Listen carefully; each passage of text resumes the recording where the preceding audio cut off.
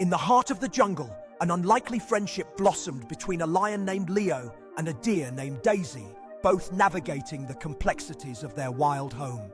As the days turned into weeks, Leo and Daisy formed an unbreakable bond, sharing adventures and discovering the beauty of their jungle together.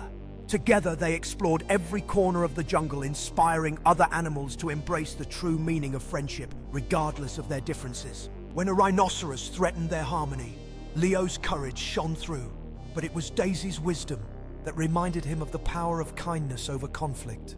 In a moment of understanding, Leo and Daisy showed the rhinoceros that friendship could bridge the gap between strength and gentleness, allowing peace to reign in their jungle home. With the threat resolved, Leo and Daisy celebrated their bond, proving that friendship can overcome any obstacle and inspire harmony among all creatures. As the seasons changed, their friendship became a symbol of hope, reminding everyone in the jungle that love and understanding could build a stronger community.